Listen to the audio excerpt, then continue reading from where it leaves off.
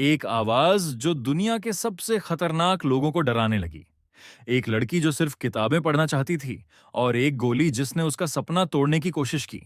लेकिन कहानी यहीं खत्म नहीं होती। ये कहानी है लड़ने की, जीतने की और दुनिया को बदलने की। मैं हूं दुपट साहब और ये है मलाला यूसुफजाई की कहानी।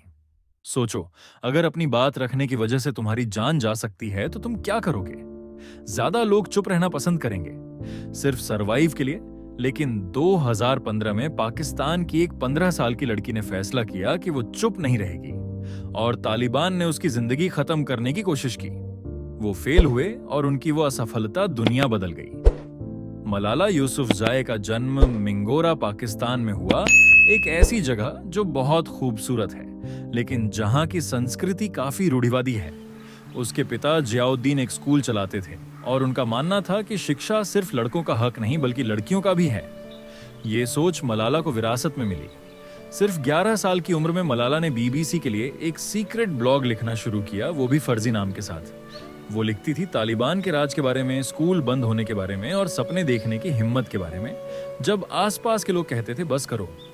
2009 तक तालिबान ने स्वाट घाटी पर कब्जा कर लिया था।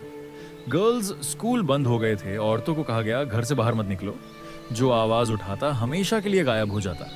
लेकिन मलाला ने आवाज उठानी बंद नहीं की। उसके शब्द सिर्फ स्वाट घाटी तक नहीं रहे, वो पूरे पाकिस्तान और फिर दुनिया तक पहुंचे और ये चीज तालिबान को चुभ गई। 9 अक्टूबर 2012 मलाला अपने स्कूल बस से घर जा रही थी।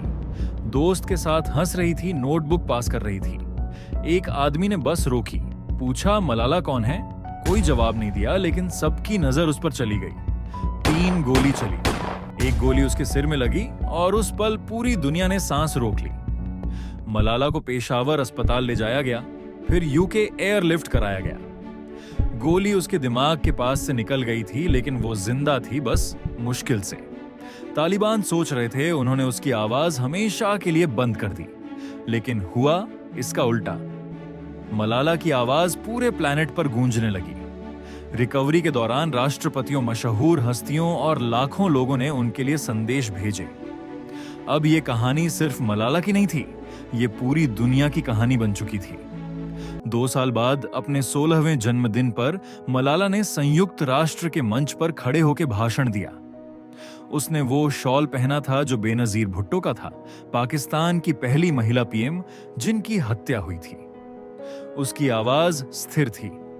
वो शांति के बारे में, साहस के बारे में और ये कह रही थी कि किताबें और कलम बंदूकों से ज्यादा शक्तिशाली हैं। 2014 में मलाला ने इतिहास बना दिया, सबसे छोटी नोबेल शांति पुरस्कार विजेता बनके। ना सिर्फ इसलिए कि वो बच्ची, बल्कि इसलिए कि उसने लड़ना कभी छोड़ा नहीं। मलाला की कहानी सिर्फ गोली या बहादुरी के बारे में नहीं है, ये पसंद के बारे में है। जब दुनिया तुम्हें चुप रहने को कहे, तुम रह सकते हो और कोई तुम्हें दोष नहीं देगा।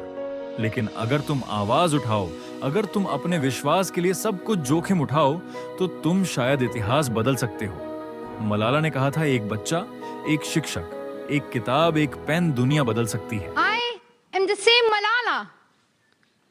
My ambitions are the same. My hopes are the same. And my dreams are the same. We realize the importance of light when we see darkness. We realized the importance of pens and books when we saw the guns. Malala Day is not my day. Today is the day of every woman, every boy, and every girl who have raised their voice for their rights. Let us pick up. Let us pick up our books and our pens. They are our most powerful weapons. One child, one teacher, one book, and one pen can change the world. और उसने सिर्फ कहा नहीं, उसने करके दिखाया। कभी कभी सबसे छोटी आवाज ही दुनिया की सबसे बड़ी बदलाव बन जाती है। अगर आपको लगता है कि एक आवाज दुनिया बदल सकती है तो इस वीडियो को लाइक करो, सब्सक्राइब करो और बेल आइकन दबाएं ताकि ऐसी कहानियां आप तक हमेशा पहुंचती रहें।